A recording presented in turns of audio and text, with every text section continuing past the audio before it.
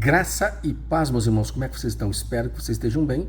A gente vai tratar de um assuntinho aqui que para mim sempre é um bocado importante nós tratarmos desse assunto. Vocês já ouviram falar na figura de um cara chamado Apolônio de Tiana?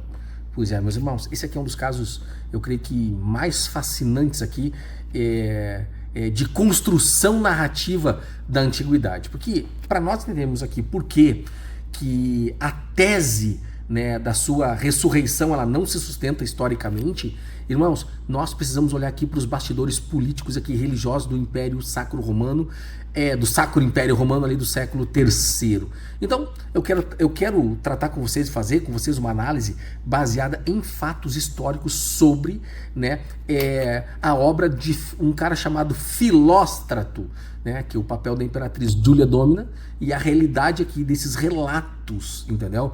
Agora, qual era o contexto político? É a encomenda de Júlia Dómina, né? Então a gente vai entrar no assunto agora, eu espero que tu curta, comenta e compartilhe e faça parte do Café no Sínodo aqui, vai nos dar, porque isso faz parte de conhecer um pouco a história, em que está inserido a igreja, a religião e coisas que aconteceram para tentar se equiparar ao nosso Evangelium, né, ao Evangelho das Boas Novas, né? Então, para você ter uma noção, o contexto político foi que essa Júlia Dómina aqui, que era esposa do Sétimo Severo, ela era uma mulher, meus irmãos, para vocês terem noção, de um intelecto aguçado aqui e de grande influência política, você ter uma noção. Então ela percebeu aqui que o cristianismo ele avançava rapidamente aqui por oferecer uma figura central. Era uma figura central, milagrosa e muito acessível, Jesus Cristo. Então o objetivo, qual era o objetivo dela em criar esse negócio aí? Era criar um herói pagão. Tá, criar um herói pagão que pudesse o quê? Rivalizar com a figura de quem? De Jesus Cristo. E qual era a estratégia? Então ela encomendou a um cara chamado, ele era um sofista, e era um sofista chamado Filóstrato, tá? Porque a obra e vida de Apolônio de Tiana, ela deu tudo isso para que ele montasse uma história. E sofista, então o objetivo não era apenas biográfico, meus irmãos, mas ideológico, entendeu? Porque apresentar um filósofo pitagoriano ali, entendeu? Pitagoriano ali, que realizasse prodígios, curas e tivesse até uma sabedoria superior, mantendo aqui os cidadãos fiéis a deuses tradicionais e a filosofia helênica, era tudo de bom para eles, né?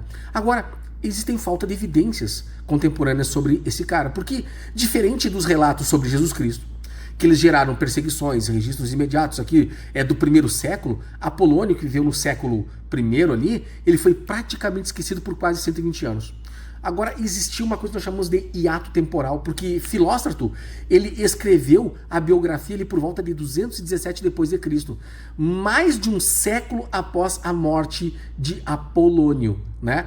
Agora, as fontes, elas são duvidosas. Por quê? Porque Filóstrato afirma ter usado os diários de um suposto discípulo chamado Damis. No entanto, a maioria dos historiadores modernos ele vai considerar Damis uma invenção literária de Filóstrato ali para dar credibilidade a esse relato. Então já não existem outras menções históricas a esse personagem. Agora, existe a ressurreição ou desaparecimento, não é verdade? Porque, ao contrário, meus irmãos, da ressurreição cristã, que é baseada em testemunhos de um túmulo vazio, as aparições físicas seguidas de martírio dos seguidores ali, o fim do Apolônio na obra de Filóstrato é vago e literário. Porque tem narrativas que são conflitantes aqui, meus irmãos. Porque o próprio Filóstrato admite que não sabe como Apolônio morreu. Então ele vai apresentar ali várias versões, né? Que ele teria desaparecido em um templo, que ele teria sido assunto aos céus ali, né? Ou que simplesmente ele morreu de velhice lá em Éfaso. Agora, existe outro ponto que é a falta de testemunho. Não houve um movimento de seguidores que sustentasse a ressurreição de Apolônio sob a pena de morte. Entendeu? Então a história ela servia apenas como um contraponto intelectual, né, para as elites ali, pagãs. Agora, tu tem que entender o seguinte, Apolônio é como ferramenta de propaganda, entendeu? Porque a tentativa mais agressiva aqui de usar Apolônio contra o cristianismo ela ocorreu mais tarde, né, com Hierocles, né, que eu acho que foi 303 depois de Cristo, entende?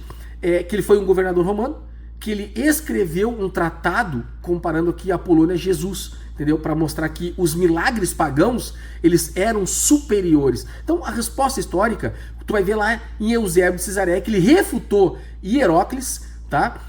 Na época, apontando que a obra de Filósofo era baseado em lendas, e que Apolônio, embora até pudesse ter sido um filósofo real e talentoso, ele teve a sua vida mitificada para servir ali aos interesses aqui do Estado aqui romano contra a eclésia, contra a igreja. Agora, qual é o resumo da história aqui para a gente tentar entender?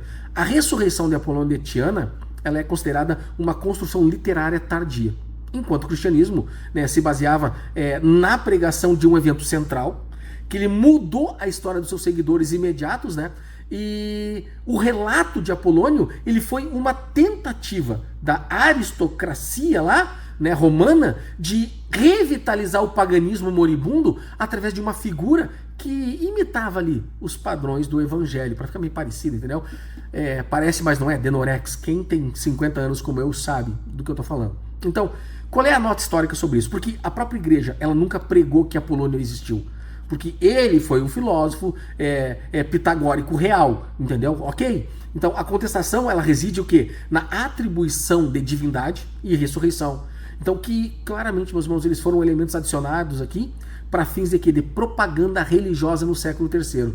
Entende? Então Apolônio de Tiana, ele morreu, ressuscitou? Mentira. Isso aí foi criada por a imperatriz Domina, para que o pessoal da aristocracia romana, né, mantivesse o povo cativo aos deuses pagãos. Que Deus possa te abençoar e que isso não entre na tua igreja, porque um irmão comentou sobre isso e é necessário que nós possamos abrir os olhos. Não tem outro homem que ressuscitou o terceiro dia, assuntou aos céus, que vai voltar para a glória dos olhos. Esse é só Jesus Cristo. Graça e paz a vós outros. E mais um negócio, pessoal, curte o canal aqui, comenta, compartilha, porque vai fazer com que nós... Eu tô dando aula aqui, né? Daqui a pouco vai ter aula aqui.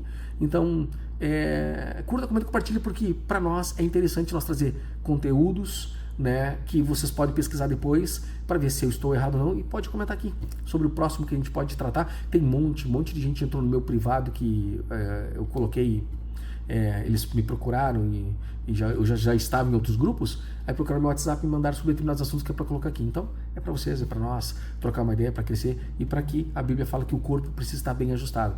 Para estar bem ajustado é não cair em heresias, ainda que nós, um anjo, vos anuncie outro evangelho diferente que já vos tenho anunciado, que seja anátema. Graças a vós outros, meus irmãos.